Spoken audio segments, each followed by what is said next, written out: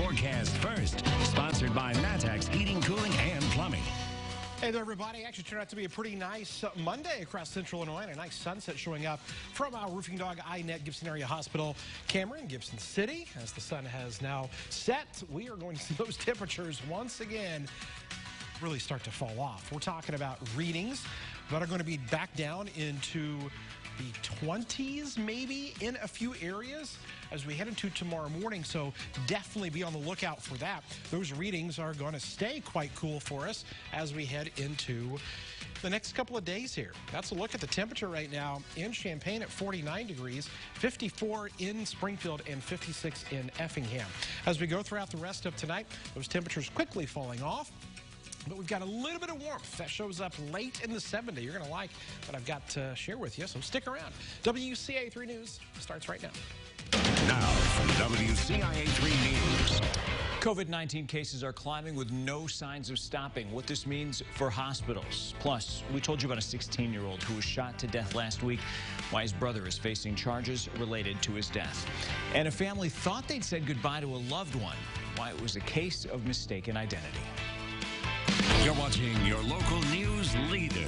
This is WCIA 3 News at 5. If we wait to take action until our hospitals are full, it will be too late.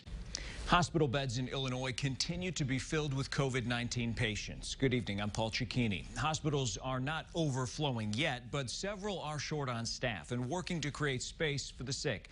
Our Capitol Bureau Chief Mark Maxwell is live in Springfield tonight. So, Mark, downstate hospitals are reporting record numbers of patients sick with coronavirus. Yeah, Paul, good evening. Take the Memorial Medical Center, for example. Their hospital group has right now 160-plus patients sick with COVID-19 in their different hospitals. This flagship location, the hospital here in Springfield, not full yet, but getting close. They've already been starting to tell patients if they require long-term stays for a knee replacement or some other kind of operation to perhaps hold off on that, trying to create that room. And get this, Memorial Hospital Group runs 5 hospitals in Illinois. Right now, they have 300 staff in isolation at home. 300. And administrators here estimate roughly 270 of them caught COVID or were exposed to someone with COVID outside of the hospital, meaning they might have interacted with that person in some small group setting somewhere. The head of the hospital group here told me this afternoon that threat to his staff is actually an even greater threat than running out of space. I'm more limited by staff than I am physical rooms. Because just like the presence of COVID in the community is making other people sick, some of those people are my staff. And so if I have nursing staff and front-end staff who get sick and have to be sidelined for 14 days, that limits my ability to fully utilize all the rooms and the beds physically that I have. So he's fighting that war on 2 fronts, the space and the staffing. He also addressed reports that Decatur Memorial Hospital was holding patients sick with COVID-19 in the ER and said sometimes it takes a while to discharge patients that are in other rooms, appearing to acknowledge the logistical headaches that can come with trying to manage this on so many different fronts. Another hospital group near Chicago joining Governor Pritzker's press conference today expressed similar frustrations and concerns, pleading with the public to reduce the size of their gathering, also to wash their hands, wear your mask, all the things we know to do to help prevent and protect hospital workers from coming down sick. Also, Dr. Ezike and Governor Pritzker giving that word of caution, asking people to reduce the size of their Thanksgiving Day gatherings this year. Reporters asked Governor Pritzker, what about you? What are your plans? He would not directly answer a question about whether or not he might visit a small group with his family down at a house in Florida.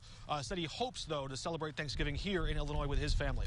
Reporting in Springfield, Mark Maxwell, WCIA 3, your local news leader. All right, Mark, thanks for that update. Some pretty shocking numbers. Also, new developments in the legal challenges to Governor Pritzker's executive power. An appellate court and now a court in Sangamon County have both upheld the governor's power to issue consecutive emergency orders.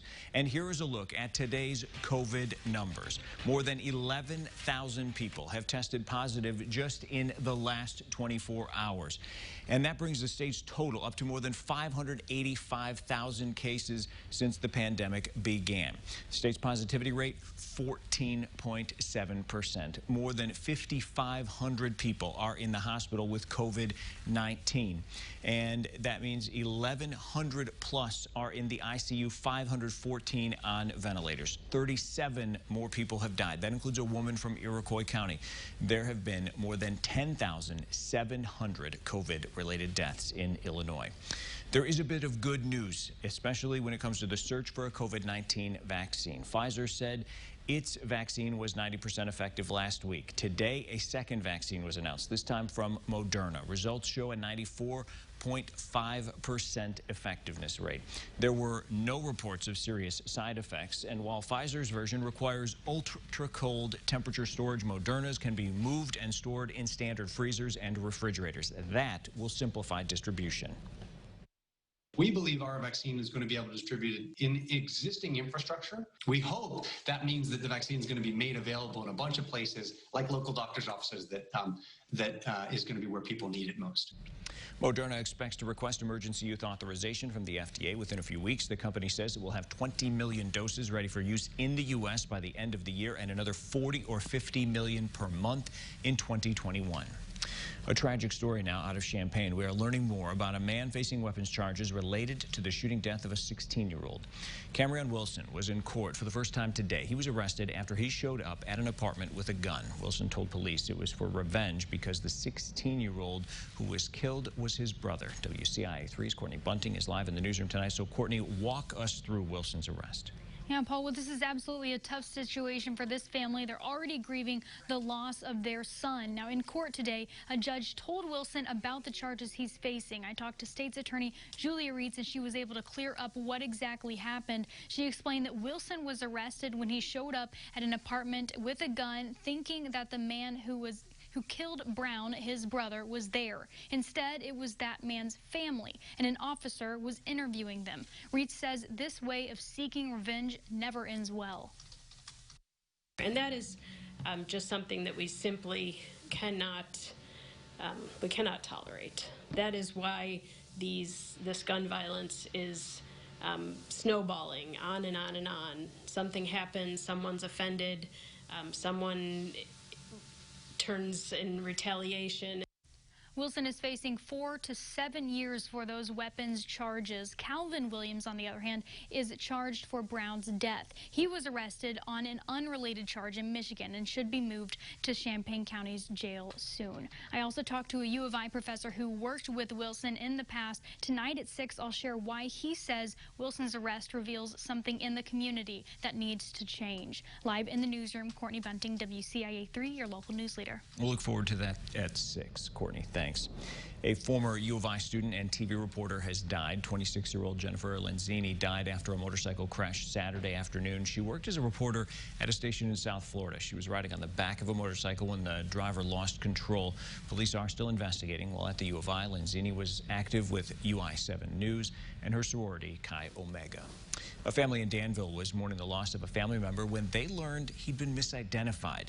Keith Worrell and his family were called to Carl in Champaign after being told Brian Halls was on life support.